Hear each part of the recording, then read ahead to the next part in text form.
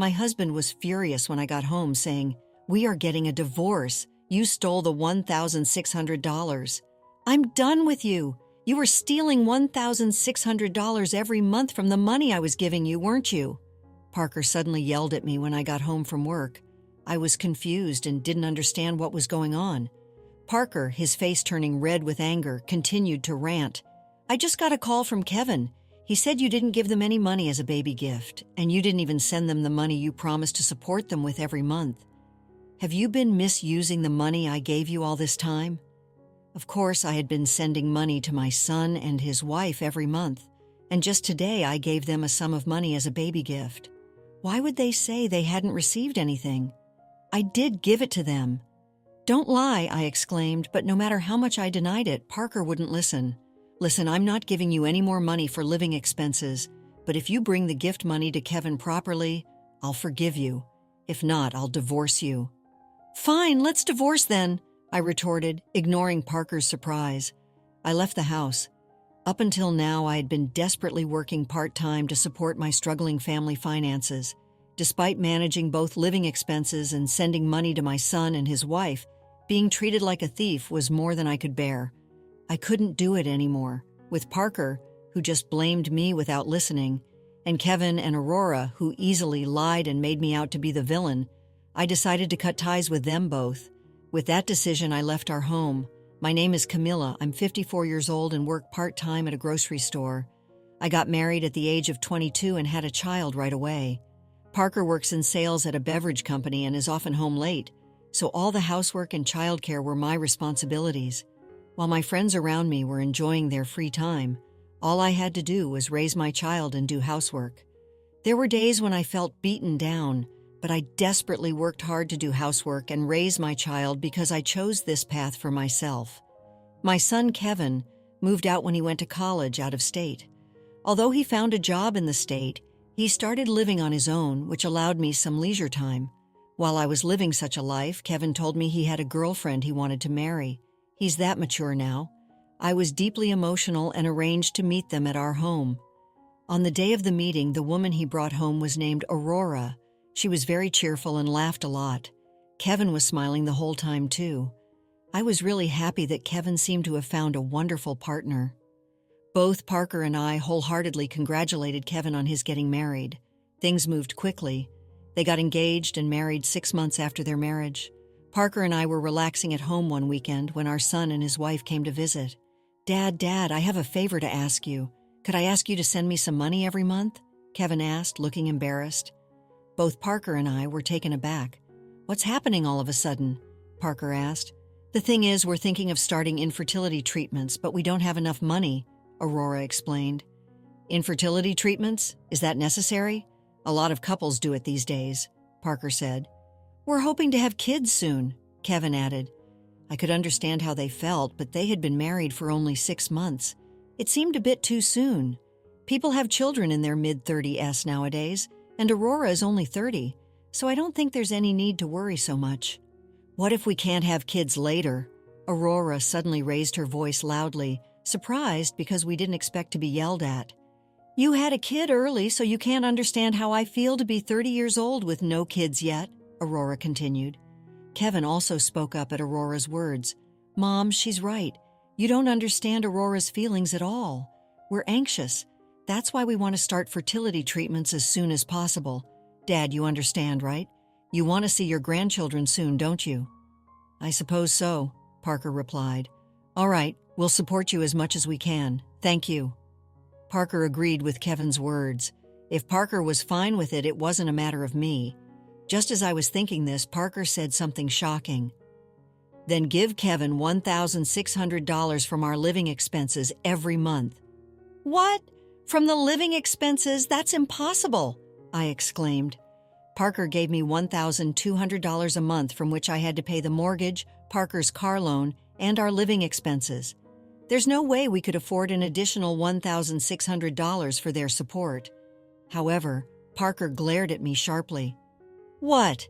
Haven't you been saving any surplus from the living expenses? Don't tell me you've used it all up." "That's not it, but there's no way we can afford it with the loan repayments. No surplus. Managing our finances is your job. You're useless. It's all your wasteful spending that's making us short on money. I won't pay any more than this." Parker wouldn't listen at all and went back to his room. I couldn't believe it. It was hard to save even $1,200 a month, and then we had to send money from our savings. But once Parker started talking, he didn't listen to anyone at all. I was stunned, but my son and his wife glanced at me and stood up. "Mom, please take care of it," Kevin said with a smirk. The two of them left the house. Even if they asked me to take care of it, there was nothing I could do. I started working part-time at the local grocery store. Every day was a struggle with the new job, but I was desperate to manage both living expenses and the support for my son and his wife. Finally, by adding my earnings, I managed to cover both living and support costs. Yet as Parker regularly went out for drinks, claiming it was for networking, and returned home late, my stress built up. Life would be so much easier with that money, I said, but it only led to a fight. I had no choice but to persevere without relying on Parker. 6 months later, I unexpectedly ran into Kevin's childhood friend Maria at work. "Camila, long time no see. Oh, Maria, how have you been?" As we exchanged greetings, Maria smiled kindly. "By the way, Kevin's doing well, huh? Did he get a job at a great company?" "Kevin? He's working for a local company, just a regular guy." I thought he was making good money since he's been on a lot of vacations abroad lately. Vacations abroad? I looked puzzled, and Maria pulled out her phone. "Yeah, you can see here. I was so jealous of all the pictures he had been posting on social media." Maria showed me many photos that looked like they were taken at a luxury resort hotel abroad. The buildings and scenery around them in the photo were not those of the States. There were many more photos on the site, and it looked like they had been to several countries in the past few months. There was no way they had the money to travel abroad, since they were saying they were short of money because of fertility treatments. Determined to find out the truth, I headed to my son and his wife's home. "This social media account is yours, right? Why have you been traveling abroad? Where did the money come from?"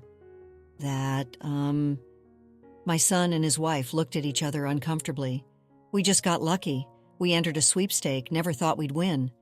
Yes. Aurora is just really lucky, isn't it?" I asked. "Strange to win so often, not at all. It's just luck," Aurora replied. My son and his wife were flustered. I couldn't help but think, are they just fooling around with the monthly support money? "I see. How's the fertility treatment going?" I asked. "Oh, it's going well, of course. We appreciate the help," Aurora replied. "Which clinic are you going to?" It's the fertility clinic a little farther away, right?" When I asked about the treatment, they fumbled and didn't provide any details. Normally, insurance would have covered some level of infertility treatment. Yet, do they need $1,600 every month for that? I can't imagine what kind of treatment would cost that much. My doubts about my son and his wife only deepened. "Hey, pause for a moment. Would you care to support us? Like this video and subscribe for more." Now let's dive back into the story. About a year later, my son and his wife finally had their first child. It was a beautiful baby girl, and both Parker and I were thrilled. However, Parker was too busy with work to visit the hospital, so I went to visit them alone and gave them a gift for the birth of their baby girl. I had to think about what we were giving them all by myself, and after much thought, I decided to give them a gift card. Considering the expenses they would face, a gift card would be practical. At the hospital, my son happily held the baby. "Kevin, Aurora, congratulations. Here's a baby gift for all of you." "Thank you. Is this a gift card? That helps." "How much is it for?" Kevin asked. "It's $3,000. You can use some of it for your baby." $3,000? When I mentioned the amount, their faces fell. "Is something wrong?" "No, it's nothing." The sudden coldness in my son and his wife's attitude was puzzling, but I had to head to my part-time job now. I wondered if I had somehow offended them as I left, feeling uneasy. When I got home, surprisingly, Parker was already there, and he started yelling right away. "Hey, I thought you went to see the baby today and gave them a baby gift." "Yes, I did. Don't lie." I couldn't understand why Parker was so furious, and as he continued, his face turned red with anger. "I just got a call from Kevin. I heard that you didn't give him a baby gift and you didn't send him money every month as well. You've been doing whatever you wanted with the money I've been giving you. What are you talking about? I gave the gift and sent money to them."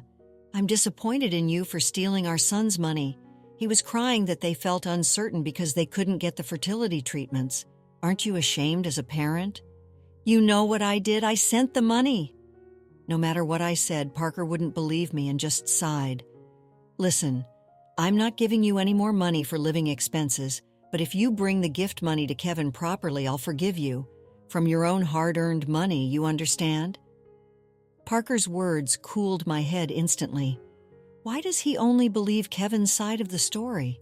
He was convinced that he was right, talking down to me. I was fed up with Parker's arrogance, and I wanted nothing to do with my son and his wife, who so easily lied and tried to belittle me. I stood up resolutely. Understood, I'll leave. What? You're leaving? Parker asked, trembling. Do you even know what you're saying? I might as well divorce you. Okay, let's divorce then. Grateful that Parker was willing to grant a divorce, I left the house. 2 weeks after moving out, Parker was calling me every few minutes after work. I was about to block his number when he called again, and I accidentally pressed the answer button. Hello, do you need something? Please communicate through a lawyer about the divorce. Wait, it's not about that, Camilla. Please, let's talk. What are we talking about? I don't want to.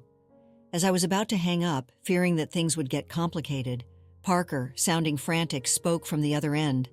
Listen, I just got all these bills today for gas and other things, and I can't pay them. I didn't expect them to be so high. Is that so? That's tough. Don't be so cold. You wouldn't think just gas, electricity, and water could cost over $300, would you? I was speechless, appalled. Utility bills over $300 were not very unusual.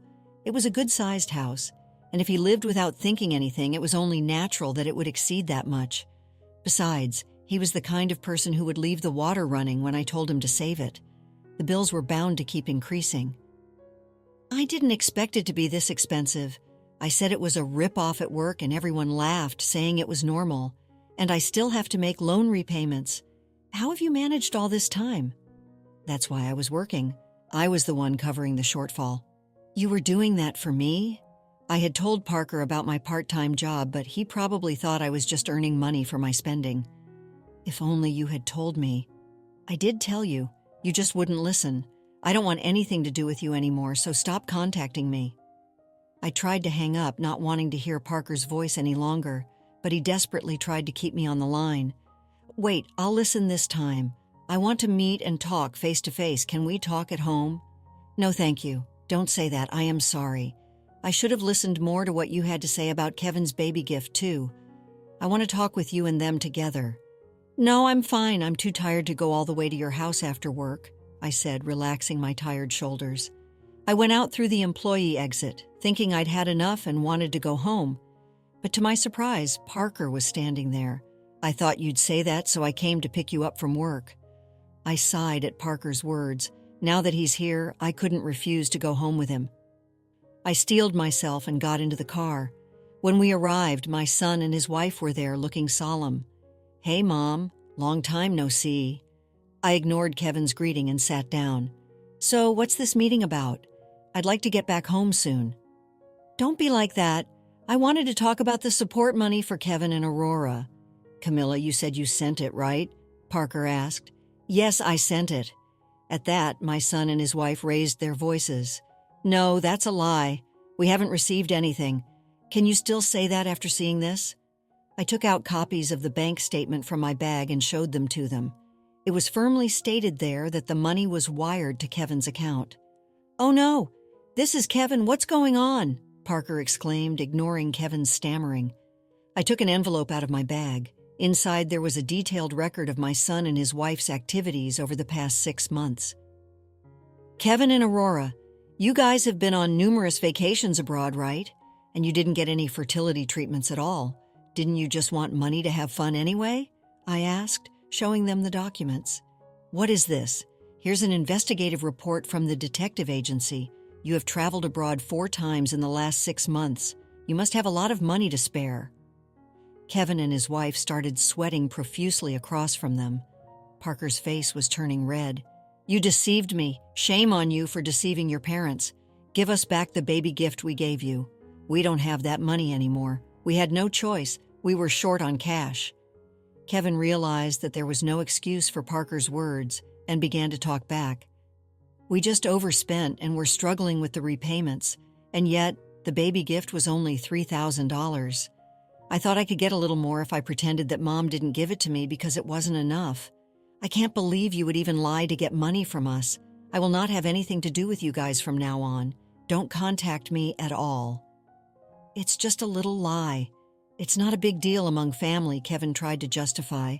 I was stunned by Kevin's justification. Did they not know that if he lied and got money from us, even if we were his family, it would be an act of fraud? We're facing tough times ahead. We want to build a house. We are family, so you should forgive this much. No way. You are disowned. Wait, please, Parker pleaded. Kevin indeed did something wrong. I'll talk sternly to him. Please forgive us. Aurora then spoke up, to which Kevin turned on her. Why is it all my fault? It was your idea in the first place. What? Don't make things up. You were the one who said if we say we need money for fertility treatments, they'll give it to us. As they began to argue, Parker clenched his fists in anger. Enough. Both of you are to blame. Never come to see us. Parker was visibly furious, his legs shaking with irritation. They must have been expecting to continue receiving financial support. The son and his wife had to look down silently and disappointedly. I was wrong. I should have believed you. I apologize. Can we start over? Parker then turned to me and apologized.